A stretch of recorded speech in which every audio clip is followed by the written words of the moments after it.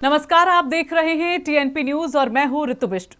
दिल्ली के मुख्यमंत्री अरविंद केजरीवाल ने अपनी गिरफ्तारी के खिलाफ सुप्रीम कोर्ट में दायर याचिका अचानक वापस ले ली है। आपने कहा कि हमें जो बात कहनी है वो निचली अदालत में जाकर कहेंगे। फिलहाल सुप्रीम कोर्ट ने याचिका वापस लेने की इजाजत दे दी है। वहीं इससे पहले प्रवर्तन निदेशालय ने भी सुप्रीम कोर्ट में कैविएट को दाखिल किया था और अनुरोध किया था कि केजरीवाल की याचिका पर कोई भी फैसला लेने से पहले उनका पक्ष भी सुना जाए। अब खबर है कि केजरीवाल की लीगल टीम ने अचानक रणनीति में बदलाव किया है।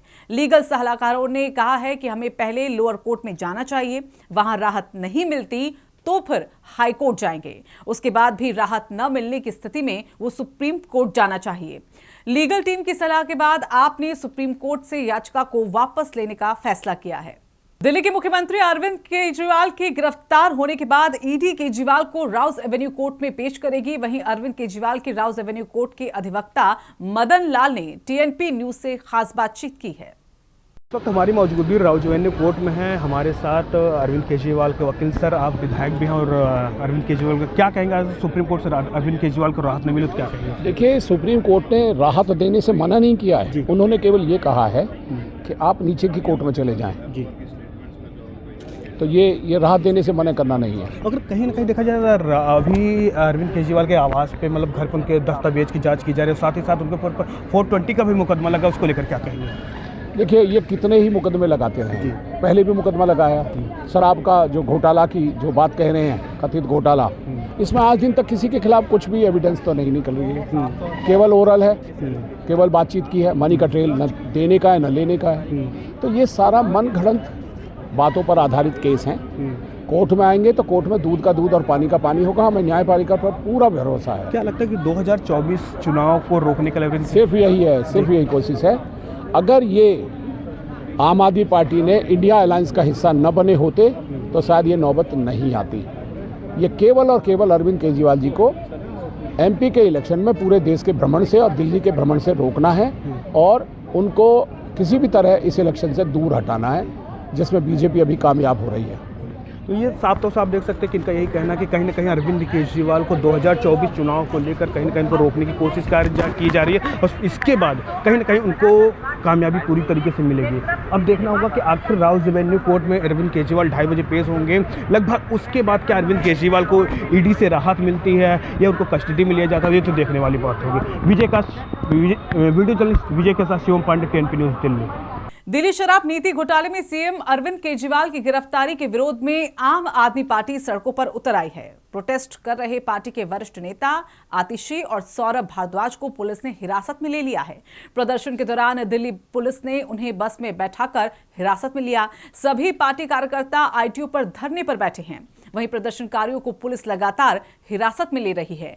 आम आदमी पार्टी के दफ्तर के बाहर धारा 144 लागू की गई है।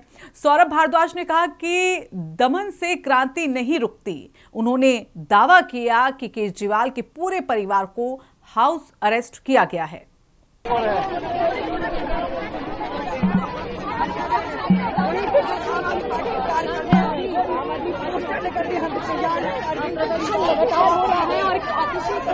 पूरी गुंडागर्दी है। अरविंद केजरीवाल जी के घर वालों को हाउस अरेस्ट किया हुआ है। अरविंद केजरीवाल जी की माताजी एक दिन पहले अस्पताल से आई हैं। बेटे को अरेस्ट कर लिया। घर वालों को किसी से मिलने नहीं दिया जा रहा। शांतिपूर्ण प्रोटेस्ट रोका जा रहा है। आईटीओ पे हम जा नहीं सकते। 1 मिनट आईटीओ पे आते हुए हुआ और उठा के पुलिस वाले हमको फेंक रहे हैं। पूरी तानाशाही है। सिर्फ और सिर्फ लोकसभा चुनाव जीतने के लिए ये तानाशाही की जा रही है। लोग जहां पे भी होंगे वहां पे प्रोटेस्ट करेंगे। ये प्रोटेस्ट रुकेगा नहीं। कभी भी दमन करने से क्रांति नहीं रुकी है।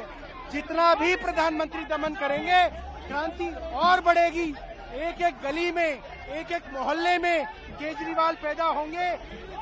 वहीं दिल्ली आबकारी नीति घोटाले में बीआरएस नेता और तेलंगाना के पूर्व सीएम के चंद्रशेखर राव की एमएलसी बेटी के कविता को सुप्रीम कोर्ट से राहत मिली नहीं है। अदालत ने के कविता को जमानत देने से इनकार कर दिया। सुप्रीम कोर्ट ने कविता की गिरफ्तारी को चुनौती देने वाली याचिका पर एक नोटिस भी जारी किया है।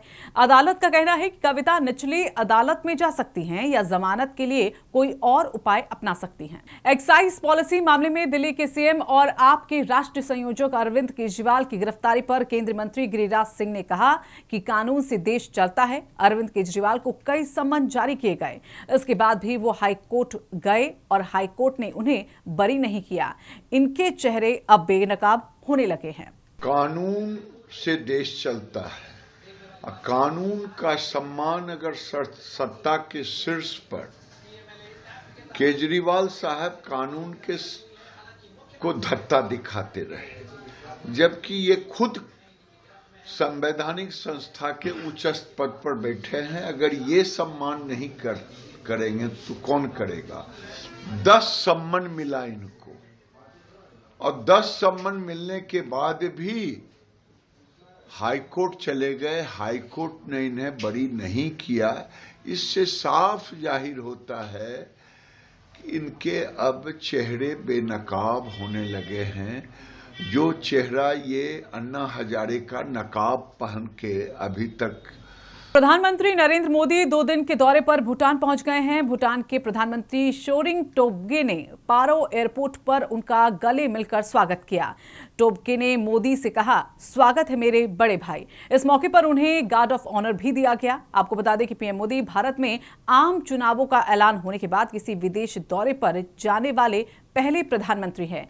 एक्सपर्ट्स के मुताबिक चुनाव से ठीक पहले भूटान जाकर मोदी ने पड़ोसी देश को उसकी अहमियत का एहसास कराने की कोशिश की है। भूटान ने पीएम मोदी को अपना सर्वोच्च नागरिक सम्मान ऑर्डर ऑफ द डुग ग्याल्पो से नवाजा है। भूटान के राजा ने उन्हें सम्मानित किया। वहीं स्कूली बच्चों और भूटान की जनता ने गर्मजोशी के साथ पीएम मोदी का अभिनंदन किया। एमपी के पूर्व मुख्यमंत्री और राज्यसभा सांसद दिग्विजय सिंह ने केंद्र सरकार पर हमला बोला है। दिग्विजय सिंह ने कहा कि देश में लोकतंत्र का गला घोटा जा रहा है। अमित शाह की तरह मैं क्रोनोलॉजी ऑर्डर बताता हूं। बीजेपी में जिस तरह से जीत का आत्मविश्वास झलक रहा है वो कहीं ना कहीं संदेह पैदा करता है। इलेक्टोरल बॉन्ड को लेकर दिग्विजय सिंह बोले कि ये हफ्ता वसूली है।